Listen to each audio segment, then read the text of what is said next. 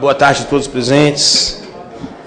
Quero homenagear todos os vereadores aqui presentes, inclusive pela louvável iniciativa que tomaram.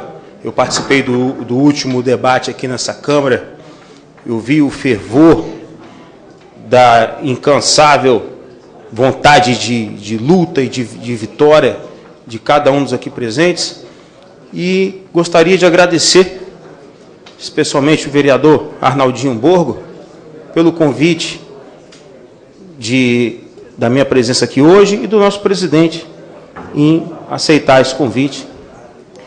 E a todos aqui que estão me ouvindo nesse momento também, meu muito obrigado. Eu comecei a tratar desse tema, taxas de marinha, como advogado buscando defender direitos individuais, há 10 anos. E por iniciativa de Gilson Pacheco, eu fui até a Assembleia Legislativa e fui palestrante na Assembleia Legislativa, na Comissão Estadual contra a taxa de marinha. E alguns anos para cá, eu e o vereador Arnaldinho estamos debatendo a preocupação de que um dia isso iria acontecer. Um dia a União iria vindicar um direito, supostamente um direito, que está incluído numa lei 9.760 de 1946, que foi tida pelo STF como recepcionada pelo artigo 20, inciso 7 da Constituição Federal. Essa recepção, ela foi muito pouco debatida na época pelos nossos tribunais superiores. Acredito que hoje nós tenhamos muitas outras matérias para arguir que essa lei 9.760 de 46, ela não pode mais ser recepcionada.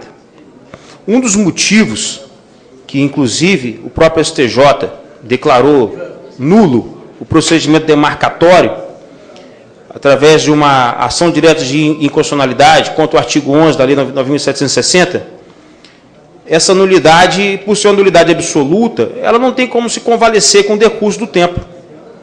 Não é o passar dos anos que vai convalescer um ato administrativo que deveria ter ocorrido em 1946, mas jamais tendo por limites uma preamar de 1831. Valendo ressaltar que o procedimento demarcatório ele foi iniciado em 62 e a lei é de 46. E a nossa Constituição é de 88.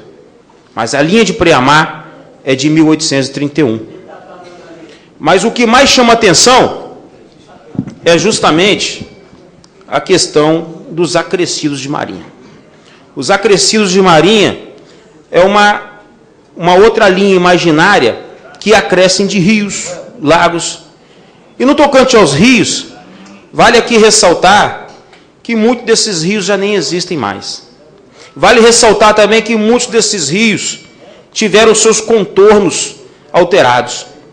E como que nós podemos dizer, embasar um ato administrativo, dizer que o ato obedece ao princípio da legalidade, que o ato está de acordo com a lei, quando ele balanceia, quando ele aflige, quando ele atinge outros direitos fundamentais, que é o direito de propriedade, dignidade da pessoa humana, progresso nacional, que é justamente na propriedade aonde cada munícipe dessa cidade de Vila Velha educa seus filhos, embasa suas famílias, consolida a história de vida que ela vai traçar nesse mundo.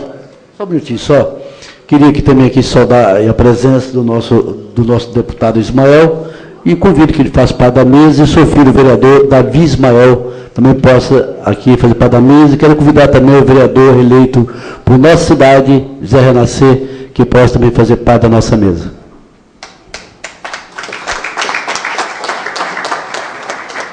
Depois vou te pedir aqueles minutinhos a mais, hein, presidente? Essa casa é uma casa democrática. Oh, glória!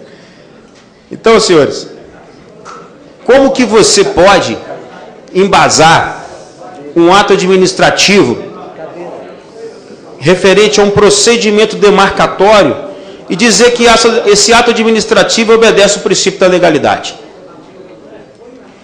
como que nós podemos retroagir no tempo? Retroagir em 1831 para dizer que não houve alteração da pré-amar média. Não é nem a pré-amar, é a pré-amar média. Que em nenhum momento foi cogitado pela lei ou por nenhum ato administrativo da época de como seria medido essa média de pré-amar. Eu gostaria aqui de defender que essa Casa Legislativa, ela tem atribuições sim, para poder impugnar o ato administrativo. Eu não estou dizendo de impugnar a lei, porque a lei é federal. Quando eu fui convidado para palestrar na Assembleia Legislativa, naquela casa eu já havia dito que o melhor procedimento é judicializar o caso. Quando a gente judicializa o caso, com certeza, os prazos, a duração razoável do processo, o processo civil e outros procedimentos administrativos têm que obedecer um tempo razoável. Essa palestra que eu tive na Assembleia Legislativa foi há 5 anos. E hoje, nós estamos discutindo essa matéria nessa Casa Legislativa Municipal. E nesses 5 anos, nenhum procedimento judicializando o tema foi tomado com a competência de representatividade da população. É de homenagear, sim, as iniciativas, discussões, mas eu defendo que se judicializar de imediato o tema, nós poderíamos alcançar um provimento jurisdicional, porque a própria Justiça tem reconhecido e declarado a falta de legalidade desse procedimento. Eu, inclusive, preparei uma orientação ou um conselho, como os senhores quiserem entender, de uma notificação, seja ela extrajudicial ou judicial, à União Federal e ao Superintendente do Patrimônio da União. A União Federal porque é a União que é o ente federativo para estar no polo passivo da demanda. E ao Superintendente porque se qualquer do povo pode propor uma ação popular, se qualquer do povo pode exercer o seu direito de petição e obter dos órgãos públicos informações de dados pessoais, muito mais pode essa Casa Legislativa, através da sua representatividade de cada município de Vila Velha, em solicitar que o setor de patrimônios da União e a União Federal possam esclarecer alguns dados importantes que acredito eu que não serão esclarecidos, até mesmo porque, conforme eu já informei, o procedimento ele é viciado de ilegalidades. Por mais que a lei existe, por mais que o Superintendente de Patrimônios da União ele tem o direito de cumprir a lei e os juízes têm o dever de obedecer à lei, mas enquanto a matéria não for legitimamente levada a conhecimento do judiciário, essas discussões vão se estender no tempo. E repetindo as palavras do vereador Arnaldinho na última sessão, nós temos sim que trazer essa discussão aqui para essa casa. Nós temos sim que buscar formas de extirpar a taxa de marinha do mundo jurídico, mas que tudo isso seja feito legalmente e judicialmente.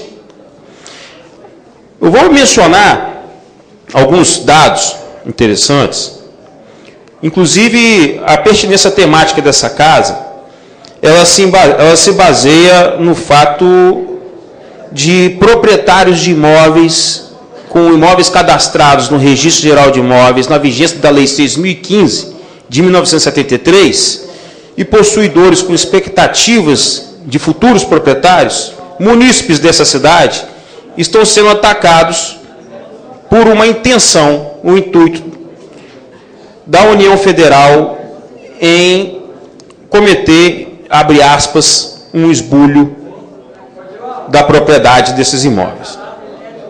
E veja só, o artigo 5º, inciso 33 e inciso 34, eles reconhecem o direito de cada cidadão em obter dos poderes públicos dados referentes dados referentes às suas situações pessoais. O princípio da continuidade registral, ele é de 1928.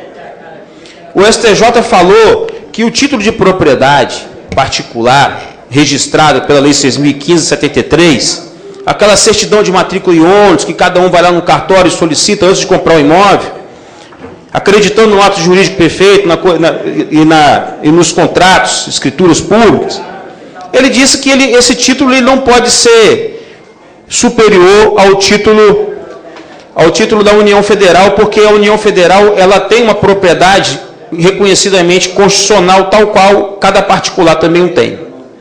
Aí vem, de um lado, o direito individual e, de outro lado, o direito da União em ser proprietária de imóveis, ambos com proteção constitucional.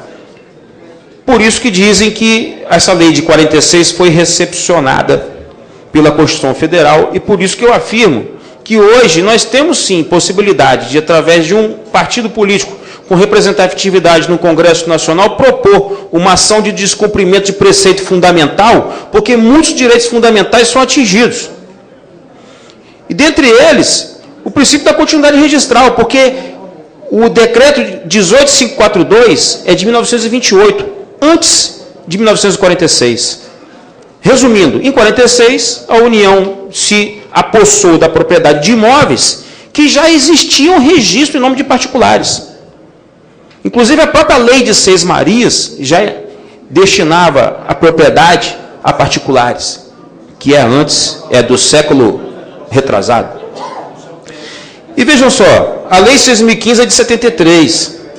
A Lei 6.015, ela determina que o princípio da continuidade registral deve ser obedecido. Em nenhum momento a União foi até o registro de imóveis e suscitou dúvidas com relação à propriedade daqueles imóveis que ela se diz proprietária. Ou seja, se a União, se ela não obedece à lei, ela está se eivando de ilegalidades. E se ela se eiva de ilegalidade, ela não pode dizer que o procedimento demarcatório obedece à lei. O procedimento demarcatório obedece à Lei 9.760 de 46, mas não obedece às outras leis, que são infraconstitucionais com o mesmo patamar. Inclusive a própria Constituição Federal, que está acima de todas essas leis. A União Federal, ela tem que fazer um ato administrativo que obedeça à lei, porque ao administrador, ele só pode fazer aquilo que a lei lhe permite. E a lei, ela é bem clara. Em caso de dúvida, essa dúvida deve ser suscitada no Registro Geral de Imóveis. A lei é posterior à Lei 9.760, mas é uma lei vigente. E o princípio da continuidade registral, ele está contido no artigo 176, parágrafo 1º, e 195 da Lei 6.015. Plativo, se eu pudesse adiantar um pouquinho mais. Vou buscar o máximo. Inclusive, pulando vários tópicos aqui, com relação à cadeia dominial, porque a propriedade do Espírito Santo, a cadeia dominial é de 1897. Viu, presidente? A cadeia dominial daqui do Estado do Espírito Santo é de 1897. E, veja só, em que momento que a União Federal apresenta um georreferenciamento, senhor presidente, dos pontos de curvatura dos rios? Deveria haver uma latitude, uma longitude do ponto de curvatura desse rio para você saber a abrangência da faixa de marinha.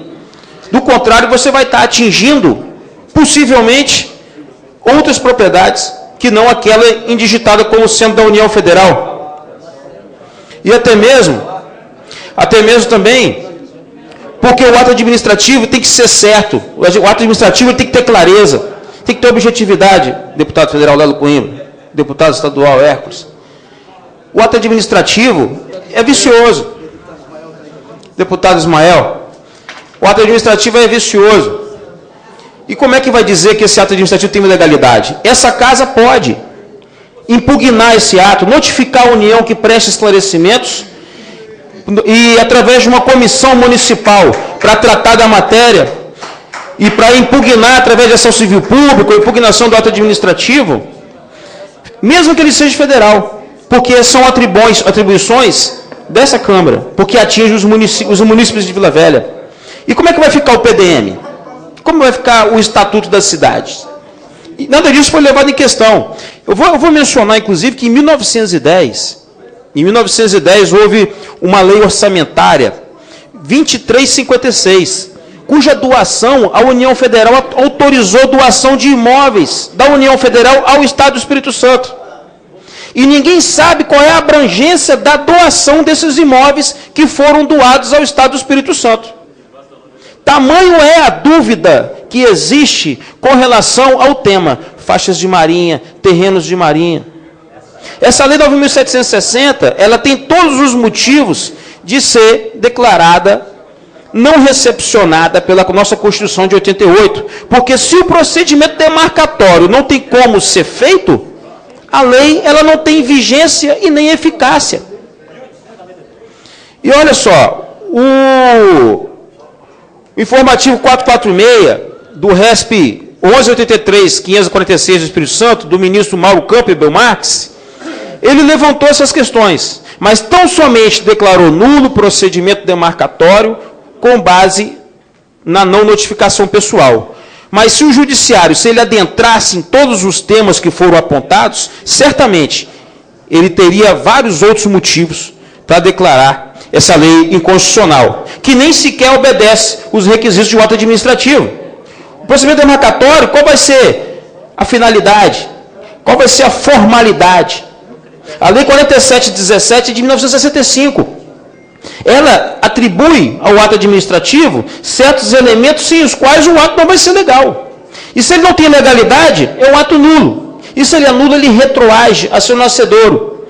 E não é somente os imóveis que serão demarcados, mas também os imóveis que já foram demarcados, cujos proprietários estão sofrendo prejuízos, alguns proprietários entraram com ações judiciais, tiveram gastos para propostas de ações judiciais, esses também estão sendo prejudicados. É o procedimento demarcatório existente e o procedimento demarcatório que pretende a união que exista. Nenhum desses preenche o requisito da legalidade. E por que pretende perpetuar uma linha de pré-amar de 1831, traçada em novembro de 1962, mediante um procedimento administrativo viciado, nulo de pleno direito? Porque ela exibe apenas um mapa de dificílima compreensão sobre bases de seu ponto de partida e documentos de cadastro realizados pela empresa Maplan em 1992, sem nenhuma base científica de localização daqueles pontos. Como é que nós vamos ter certeza que aquela faixa de marinha obedece às delimitações corretas previstas pela nossa Constituição, no artigo 20, inciso 7, quando delimita que é de propriedade da União os terrenos de marinha?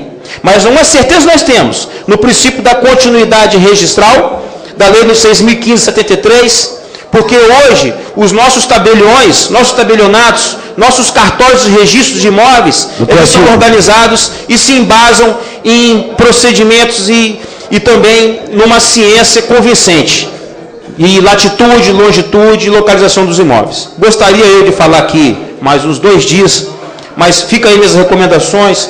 Gostaria de entregar uma cópia da notificação com todos esses temas ao nosso vereador Arnaldinho, que foi quem me convidou para estar aqui, e ao nosso presidente da Câmara, que é quem me autorizou a estar aqui, para que possam analisar, e se for o caso, coletar a assinatura de cada um dos vereadores aqui presentes e abrir e montar a comissão municipal para acabar com a taxa de marinha e preparar para judicializar o caso, justamente para impugnar a pretensão de se fazer um procedimento demarcatório eivado de nulidades ilegal. Tá? Muito obrigado a todos. Quero já te agradecer.